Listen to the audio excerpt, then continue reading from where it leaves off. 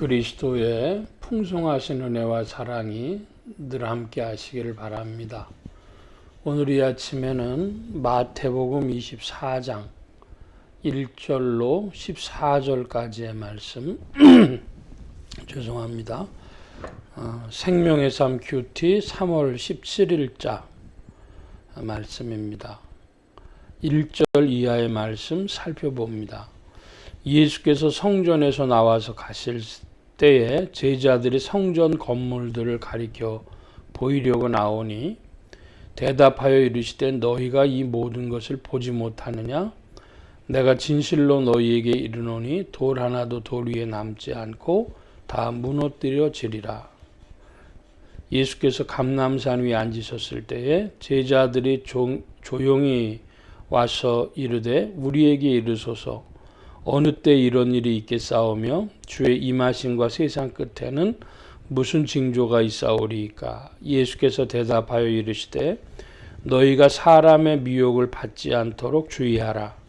많은 사람이 내 이름으로 와서 나는 그리스도라 하여 많은 사람을 미혹하리라. 난리와 난리 소문을 듣겠으나 너희가 삼가 두려워하지 말라. 이런 일이 있어야 하되 아직 끝은 아니니라. 민족이 나라가 나라를 대적하여 일어나겠고 곳곳에 기근과 지진이 있으리니 이 모든 것은 재난의 시작이니라. 8절까지 보았습니다. 예수님께서 성전을 보시면서 돌 위에 돌 하나도 남지 않고 무너뜨려지리라 이런 말씀을 하셨습니다. 이것을 제자들이 종말론적으로 이해했습니다.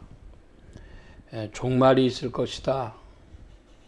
그리스도가 임하실 것이며 세상 끝에 무슨 징조가 있겠는가. 이들은 지금 예수님을 스승으로 믿고 따르면서도 그리스도라고 하는 확실한 믿음까지는 가지 못한 십자가 앞에서 흔들리고 있었던 그런 사람들입니다. 마태복음 24장을 마가복음 13장과 함께 복음서의 소종말론이라고 흔히 부릅니다. 두 개의 마태복음에서는 24장, 마가복음에서는 13장 이렇게 이야기할 수 있겠습니다. 자, 이 소종말론에 주님이 말씀하시는데 두 가지 징조를 말씀하셨어요. 많은 사람이 그리스도라고 내 이름으로 와서 나는 그리스도라 구세주라 하여서 많은 사람을 미혹할 것이다. 지금 현재는 기독교의 교세가 지난 1900년, 70년대, 80년대, 90년대까지는 기독교가 매우 주류적인 종교였습니다. 근데 21세기에 들어가면서 사람들이 지탄도 많이 받고 그래서 교세가 주춤하고 후퇴했습니다. 아마도 21세기에는 조금 한 10년 정도 더 지나면 민족주의가 더 강해지면서 대한민국이 세계 제일이다 이런 얘기 나오면서 동시에 종말론적으로는 민족주의 종교 가운데서 이런 메시아다 구세주라 하는 이들이 더 나오고 그들이 이 한국 땅을 많이 미혹할 것이라고 봅니다. 예를 들어보자면 대순 진리회라든지 증산교라든지 이런 계통이 되겠습니다. 또 옛날에 대종교라고 하는 종교도 있었는데요. 그러한 민족주의 종교들 안에서 분파들이 나오면서 내가 메시아다 이럴 수 있다는 거죠. 그래서 많은 사람을 미혹할 텐데 구세주란 이들이 많이 출현할 것인데 기독교 안에서도 또 타 종교 안에서도 구세주란 이들이 많이 나올 겁니다. 우리나라 불교도 미륵불이라고 하는 것이 있죠. 그 미륵불은 미래불입니다. 부처도 석가모니 부처가 아니라 미륵불이 올 거라는 얘기죠. 뭐 그런 식으로 이제 모든 종교에 그 구세주 사상이 있는데, 그래서 그런 이들이 많이 출현할 것이고, 그리고 7절 말씀에 보면은 민족이 민족을, 나라가 나라를 대적하여 일어나겠고 곳곳에 기근과 지진이 있으리니. 예, 그 전쟁, 민족과 민족, 나라와 나라의 전쟁. 예를 들면 그 나라끼리 전쟁 많이 하죠. 뭐 아르메니아, 아제르바이잔 이런 나라도 아마 작년에 전쟁했었죠. 또 민족이 민족인데요. 무슨 타밀 반군이다. 그래서 제 기억으로는 필리핀 쪽 아닌가 싶은데요.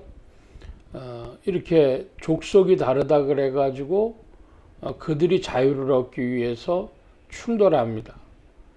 전쟁을 벌이는 거죠. 요즘에 미얀마가 사람들의 관심이 됐는데, 미얀마 안에도 소수민족의 반군들이 있어요. 그래서 전쟁하는 거죠. 민족이 민족을, 나라가 나라를 대적하여 일어나는데, 전쟁, 그리고 기근, 지진. 기근은 자연재해로 볼 수도 있고 더 나아가서 사회현상까지도 볼 수 있습니다. 대공황, 그런 게 찾아오면 기근이 되죠. 그러니까 전쟁과 기근과 지진 있는데, 이것은 재난의 시작이라 그랬습니다. 전쟁과 기근 혹은 대공황, 지진 이런 거로 사람들이 많이 죽어요. 그런데 그것은 재난의 시작일 뿐이라 그랬습니다. 그러니까 그 본질적인 또 다른 내용이 있는 것을 우리가 알 수 있습니다. 9절 이하입니다. 그때 사람들이 너희를 환난에 넘겨주겠으며 너희를 죽이리니 너희가 내 이름 때문에 모든 민족에게 미움을 받으리라. 그때 많은 사람이 실족하게 되어 서로 잡아주고 서로 미워하겠으며 거짓 선지자가 많이 일어나 많은 사람을 미혹하겠으며 불법이 성함으로 많은 사람의 사랑이 식어지리라. 그러나 끝까지 견디는 자는 구원을 얻으리라. 이 복음이 모든 민족에게 증언되기 위하여 온 세상에 전파되리니 그제야 끝이 오리라. 예, 그제야 끝이 오리라는 말씀을 주님이 하시는데, 그 사이에 이제 일들을 축약해서 보면 AD 70년에 돌 위에 돌 하나도 남지 않도록 예루살렘이 심판받았습니다. 그리고 그 전쟁과 기근과 지진의 그런 일들이 벌어지죠. 그리고 맨 마지막에 가면 그리스도에 대한 반대가 모든 민족에게서 있다는 것입니다. 그리고 거짓 선지자들이 많이 일어날 것이다. 그제야 끝이 오리라. 모든 민족에게 천국 복음이 증거되고 온 세상에 전파되리니 그제야 끝이 오리라. 예. 이 말씀을 볼 때 우리는 종말론을 이해하면 크게 두 가지를 봐야 합니다. 뭐냐? 하나는 과거적 종말론, 또 하나는 미래적 종말론인데요. 사람들이 둘 중에 하나로 이렇게 기울어지는 경향이 있어요. 어떤 성경학자들은 이건 다 성취되어진 일이다. 가까운 종말론이라 그래서 예수님 근거리에 있는 세대 사람들이 겪은 종말을 말한다. 이렇게 이해하는 이들도 있고, 그것이 AD 70년에 이루어졌다. 이 세대가 가기 전에 다 이루어지리라는 말씀을 근거로 해서 그렇게 이해를 합니다. 그런데 미래적 종말론을 하는 이들은 이제 아직 남았다. 주님이 이제 곧 오실 것이다. 그러면서 빨리 복음 전하자. 뭐 이제 이렇게 되는 것이죠. 그 양쪽이 주님 오늘 말씀에 오버래핑, 중첩되어 있다고 보는 것입니다. 그래서 한 부분으로는 성취되어졌고 한 부분으로는 남아있는데 그것이 오늘이죠. 오늘. AD 70년에 유대인이 심판받은 것은 이루어졌고 아직 온 세계 사람들이 심판받을 일은 남아있는데 전쟁과 기근과 지진은 전 세계에 계속되고 있습니다. 오늘날 많은 거짓 선지자들이 나오는 것, 그것을 우리가 더욱 유심히 관심을 가지고 보아야 되는데, 거짓 선지자가 많이 일어나 많은 사람을 미혹하게 하겠다. 오늘날 기독교를 중심으로 살펴볼 때에 거짓 선지자가 많은 사람 미혹할 것이다. 그럼 미혹받지 않으려면 어떻게 해야 되겠습니까? 그것은 말씀 중심의 신앙, 그리고 성령께 의지하는 신앙, 그리고 공동체적인 신앙 해야 될 텐데, 하나씩 좀 따져보자면, 교회 공동체가 그 자체가 이단이 될 수 있어요. 예를 들면 신천지 같은 거죠. 그런 극단적인 예는 아니라고 하더라도 교회는 계속해서 세상의 공격을 받습니다. 그러므로 성도들이 우리 교회 공동체가 바른 길을 가고 있는가, 말씀 중심이고 성령 중심인가 질문을 해야 할 것입니다. 자, 성령 중심적인 교회는 어떤 교회입니까? 성령님이 가장 하시고 싶어 하시는 일은 무엇일까요? 그것은 성도들을 부르사 성도들을 성도답게 하시는 일입니다. 그러니까 우리 안의 삶의 변화를, 우리의 내면적 변화를 이끄시는 분이시죠. 그래서 성령의 열매를 맺게 하시는 분이십니다. 거기에 우리 신앙이 초점 맞춰져 있는지를 질문해야 하겠습니다. 성령의 열매가 무엇입니까? 빛의 열매가 무엇입니까? 성령의 열매는 사랑, 희락, 화평, 인내, 자비, 양선, 충성, 온유, 절제, 뭐 그런 것들이죠. 그것뿐 아니라 또 더 있는 많은 덕목들이 있습니다. 자, 성령이 우리 영혼을 변화시키시는 일, 그것이 성령의 최고의 관심사다. 성령의 열매가 최고의 관심사입니다. 기억하시기를 바랍니다. 그러므로 무슨 은사주의자라고 하는 사람들을 교회가, 정통교회들이 이단이라고 했는데, 그들은 벌어지는 자연과학적인 기적, 물리 생물적인 그 기적에 초점 맞춰요. 그러니까 은사주의가 잘못된 것입니다. 선교도 마찬가지입니다. 선교라는 이름으로, 전도라는 이름으로 성령이 가장 관심 있으신 열매 맺는 일보다 앞서간다면 그것도 위험스럽습니다. 자, 이제 말씀인데요. 말씀은 창세기부터 계시록까지의 말씀이죠. 그런데 이 성경에 대해서 우리가 좀 주목해야 될 일들 몇 가지 있겠습니다. 하나는 구약과 신약이 2층집이라는 겁니다. 그래서 1층 집인 구약이 없으면 2층 집인 신약은 사상 누각이 됩니다. 허공에 뜬 집이 됩니다. 있을 수 없는 거죠. 그런데 1층 집만 있으면 그 2층 집의 주인이신 그리스도가 더욱 밝히 드러나지를 못해요. 이것이 구약과 신약의 관계죠. 구약과 신약을 옆집으로 만드는 사람들이 있어요. 문자주의적이 되면 구약과 신약을 옆집으로 만들어 버립니다. 그래서 구약의 문자 그대로를 오늘날도 실행해야 될 것처럼 착각이 이제 벌어지는 것이죠.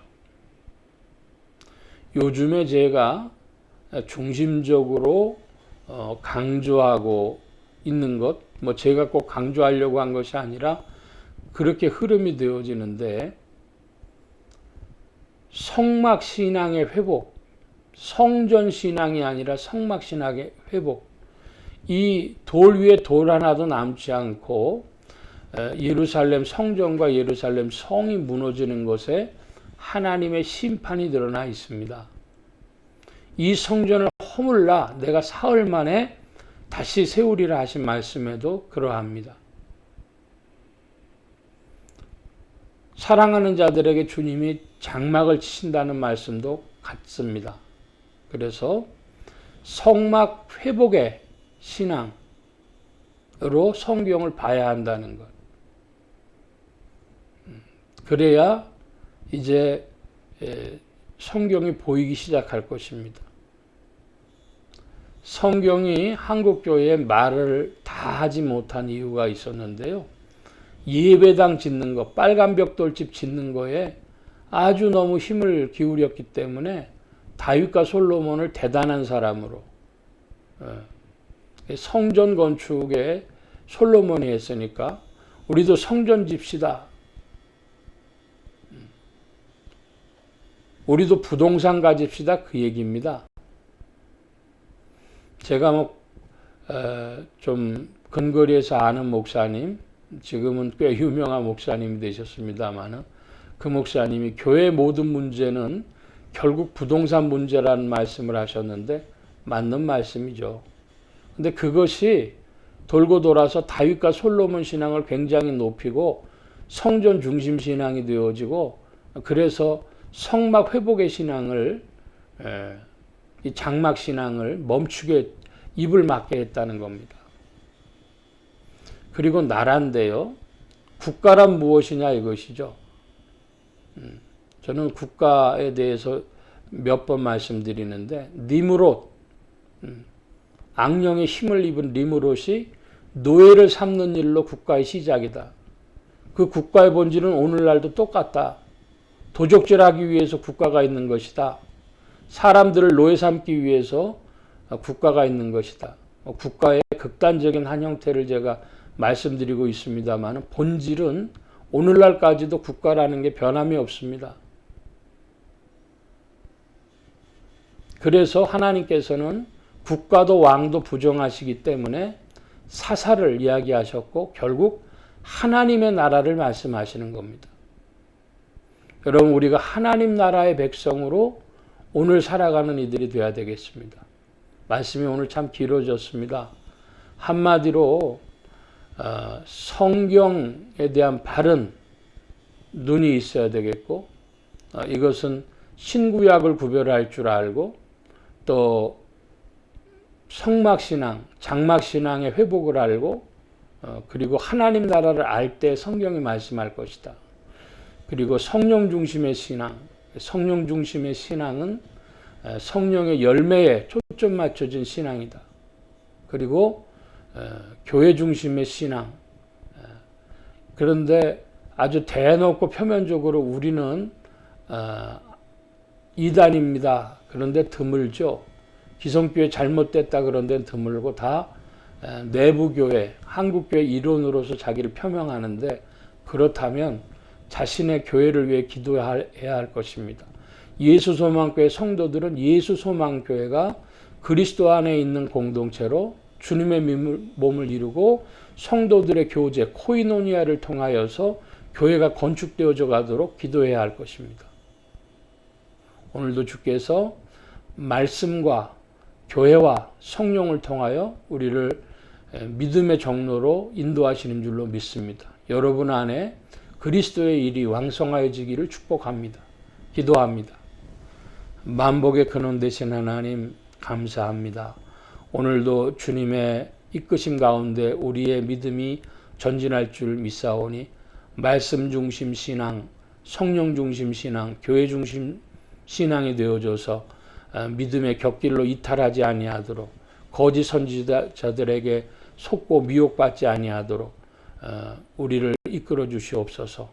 한국교회와 성도들 위하여서도 기도하오니 한국교회와 성도들이 깨어나 스스로를 의심하게 하시고 한국 기독교를 의심하게 하시고 말씀과 또한 성령과 교회의 중심의 신앙으로 바른 길을 가고 있는지 늘 자기를 점검하는 교회와 성도들이 되게 하여 주옵소서.